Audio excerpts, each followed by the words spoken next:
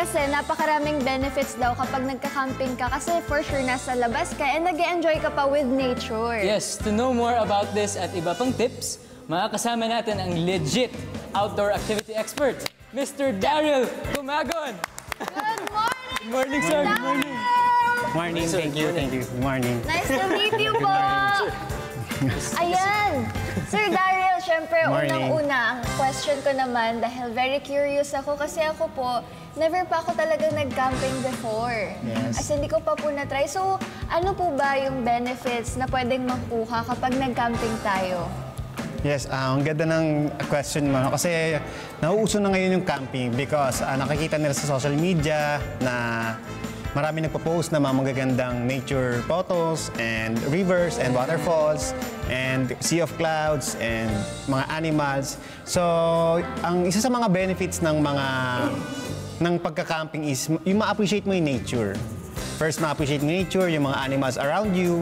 Usually, yung kung anong nasa city or lugar ka, merong nature na malapit or sometimes park lang, pwede ka na mag-camp or mag-picnic.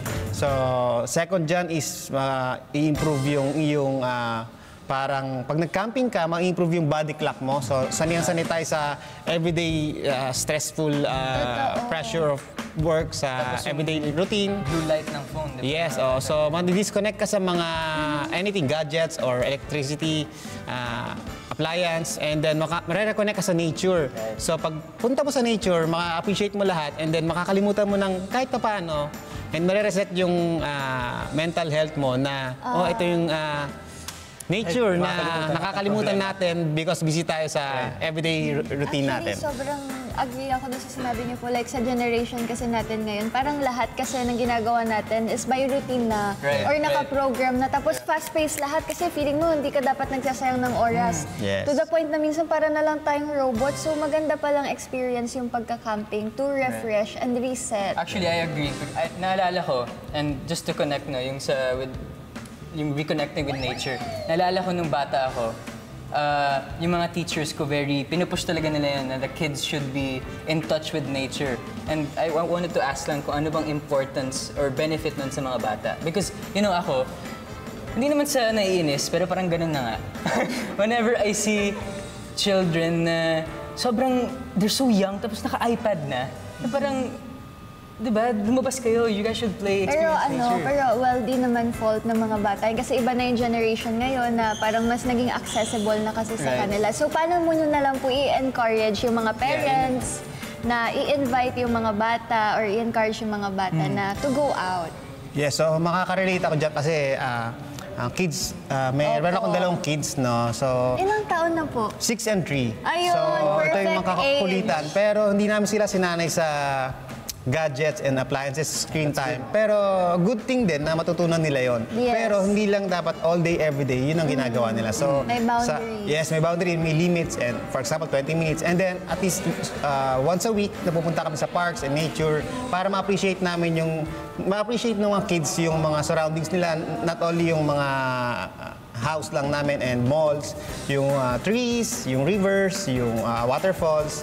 Pupunta kami dyan para malaman nila paano nabubuhay ibang animals like carabaos and cows, horses, farms, pupunta kami. Ang goals So, iba't ibang places para mas ma-appreciate na lang iba't ibang lugar and iba't ibang scenery ng nature, hindi lang yung puro screen. Isa yon sa mga benefit. Pangalawa is makaka-roam around sila and magandang ma-expose sila sa good and bad bacteria like sa soil, mud, sand, and rivers. Makakapag-swim sila and makakapag, kailangan ng mga bata yung... kailangan ng mga bata ma-expose sa sunlight. So, vitamin D. Yes. So, isa yun sa marami pang benefits. And also, pati sila, nare-reset din yung body clock nila na puro toys and, So, isa na rin sila. Yes. So, sir, speaking of yung mga benefits, ano naman yung mga places na you will recommend na for us to go camping? For example, kung gusto ko yung, kasi ako, I like the water eh. Yes. I like swimming. Yes. Yung medyo malapit sa body of water. Ano kaya mga magandang spots? So first, kung saan ka man nakatira or naka-base, so mag-explore ka muna sa near around you. For example, mag-explore ka 50 kilometers or 100 kilometers around you. para malaman mo kung ano yung mga gagandang places or merong bodies of water na malapit sa inyo. For example, taga Batangas ka. Joke lang. So, yeah. So, sa taga Batangas ka, punta ka sa mga beaches and meron din yes. mga waterfalls and mga big rivers. So, mag-explore ka doon. Kung di mo pa kaya yung medyo malalayo, doon ka muna sa mga natural park or park near you. So, pwede ka mag-picnic, pwede ka mag-explore ng mga flowers and trees. Yeah, so, yun, explore ka muna sa mga first near around you and then saka ka na maglumayo para pag lumayo ka na sa place mo, medyo may experience ka na, medyo mas marami ka ng idea on how to prepare and how to camp properly. So, Oh, si Hello, Miyuki, hello, andyan hello. na. She's checking out all the stuff. Hello? Hello? Are you there? I'm here! Actually, sir, Andito na ako. tinitingnan ko. Oo nga, sinisilip-silip ko Yeah. po kasi parang na-excite kasi ako. Actually, Parang, sobrang curious ako kaya dyan, sir. nga. Kasi ngayon lang ako nakita ng ganitong kalaking tent and parang lahat ng kailangan nyo nandito na. So, para sa mga hindi pa masyado familiar sa pagka-camping, ano naman po yung marirecommend nyo po na dalhin kapag nag-camping kayo? Especially for the first-timers.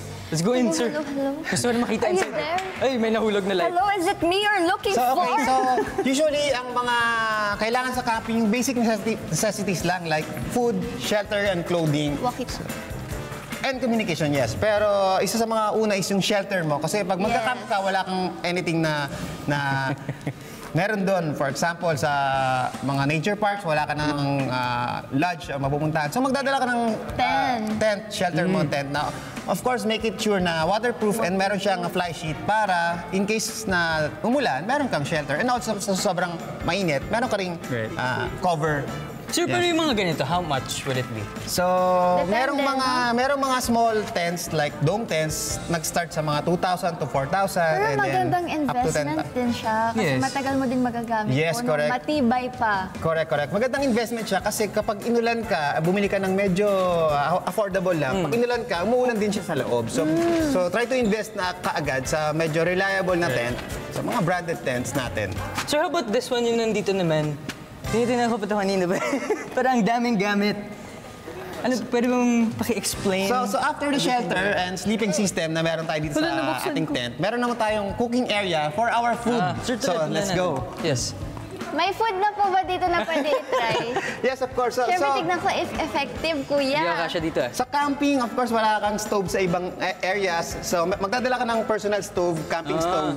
So, iba't ibang pwede mo madala like multi-fuel stove, alcohol stove, and butane stove. Yun ang pinaka most commonly used, butane stove. And then, some cook sets doon sa ating cooking area. Sir, pero paano mo madadala lahat yan? So, usually, sa camping, usually meron kang sariling transportation. Yeah. Pag wala kang sariling transportation, medyo limited lang yung kaya mong dalhin because kaya mo lang dalhin sa bag mo. So, of course, limited lang yung Yun, kuya. how many...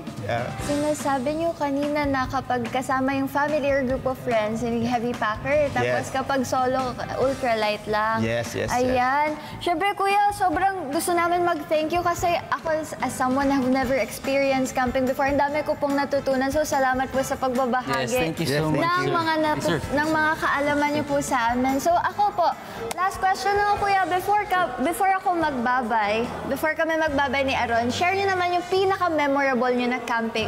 Saan ba yan? So- Kahit brief lang. Yes, isa sa mga pinaka-memorable ko siguro nung medyo early days pa nung Sagada. Hello po mga Kanet 25! Si Kuya Tony Pet po ito mula sa Love, Tony Pet and Everything. For more Love, Tony Pet and Everything updates, just click on our subscribe button and follow us on our Net25 social media pages at Net25 TV and at Net25 Entertainment Facebook. Magkita-kita po tayo!